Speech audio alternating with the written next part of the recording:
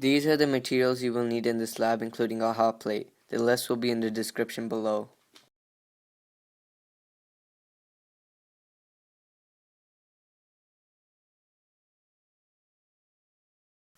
Next, you get a barbershop column and fill it 3/4 with tap water.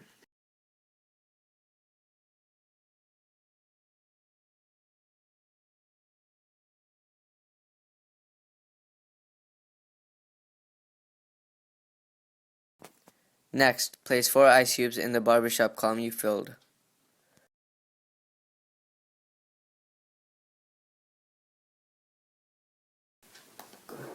First, we start off by having all our materials ready. Next, we connect the gas pressure sensor into channel 1 and the temperature probe into channel 2 of the computer interface. Once we connect it, we can see the temperature is 16.2 degrees Celsius in the barbershop column, and the pressure is 98.86 kilopascals. This is because we have not set the pressure to 0. Obtain a rubber stopper assembly with a piece of heavy wall plastic tubing connected to one of its two valves. Attach the connector at the free end of the plastic tubing to the open stem of the gas pressure sensor with a clockwise turn. Make sure it is tight so pressure does not escape, jeopardizing our readings. Set the piston at the 0 mm mark of the syringe. As you see, the temperature and the pressure has stayed constant.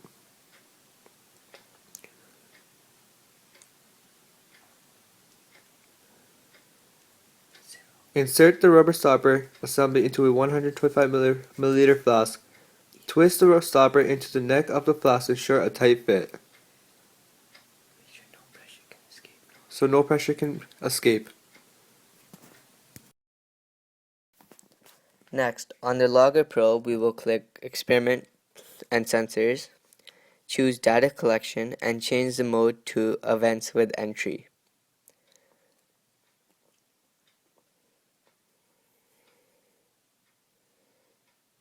Once we have done that, we will change the column name to Volume.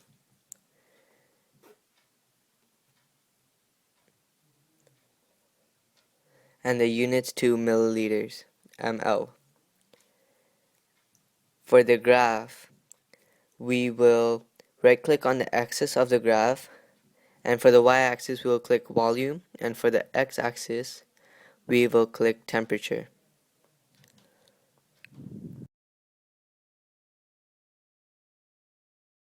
As you see, the temperature is 8 degrees Celsius.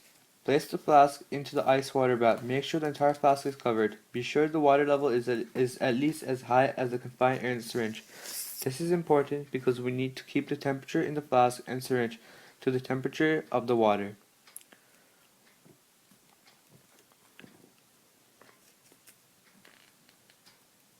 Now we need to set the pressure to 0. We do this by tapping the pressure column and setting it to 0. We then press keep, enter the volume of the syringe, which is 0. You have now saved your first volume temperature data pair.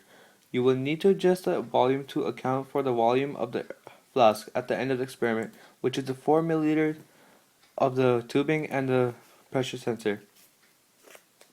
This is the pressure that you must maintain for the rest of the experiment. Next, we will be doing the same experiment, but with a 2 ice cube filled barbershop column.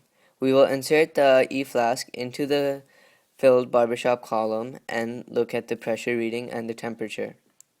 We will try to adjust the pressure to keep it as close to 0 as possible, and we do this by lifting the syringe to remove or add pressure in the E.Flask.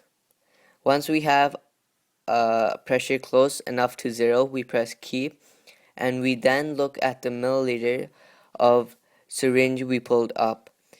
And in this reading, we have pulled the syringe up 4.5 milliliters. We then entered that amount in the volume. In this, we have rounded it to 4 milliliters. We then remove it and move on to the next tap water filled beaker.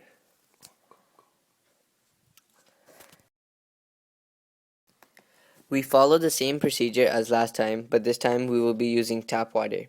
We fill the barbershop column 3/4 with normal tap water and insert the temperature probe and the gas pressure reader inside the filled barbershop column. We then add the E.Flask into the barbershop column.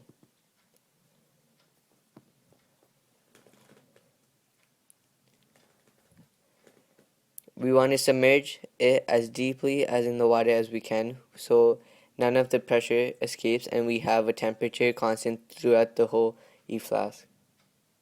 We then try to keep the pressure constant by lifting the syringe up or down to add or remove pressure. We want it as close as to zero as we can get. Once we're as close to zero as possible, we press keep and enter the volume on the syringe.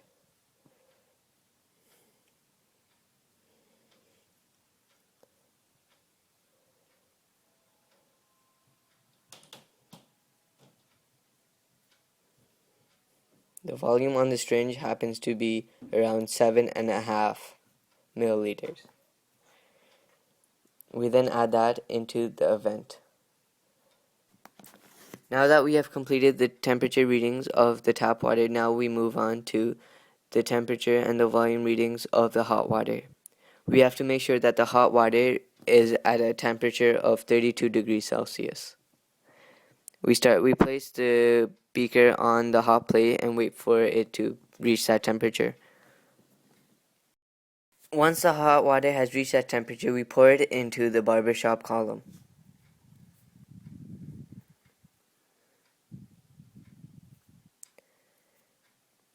We then insert the temperature probe and the gas pressure sensor into the hot water barbershop column. Then we insert the E.Flask into the hot water. We must make sure it is completely submerged, as we do not want invalid temperature readings.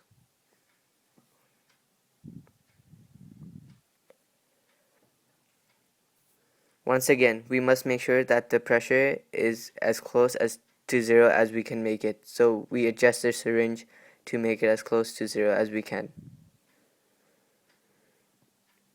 Once it is as close as zero as you can get it to, you press keep and find the volume of the syringe you pulled.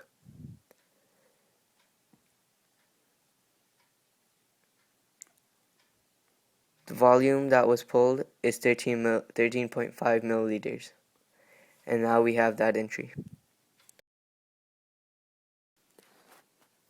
Disassemble the materials. You must now determine the volume of your flask.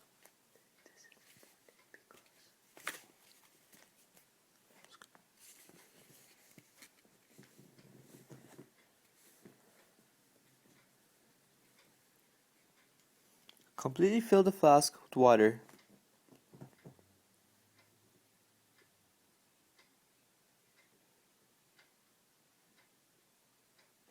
Place the stopcock into the flask so that some water is forced out.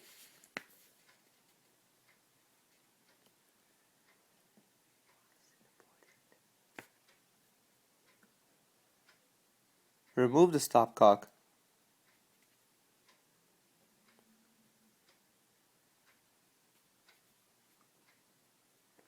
And use a graduated cylinder to measure the exact volume of your flask. You must also take into account the volume of the tubing. Readjust your volumes in the chart by adding 4 milliliters of the volume of your flask and the volume in the flask itself. The volume in this case would be 148 milliliters.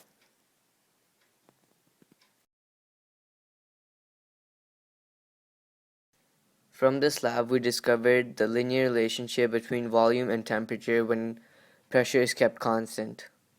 So in other words, if temperature goes up, so does volume. It is a direct relationship. We kept pressure constant by using a syringe and To get the absolute value, we use our B value and divide it by our M value, which is 143.07 divided by 0.61396 to give us our absolute value.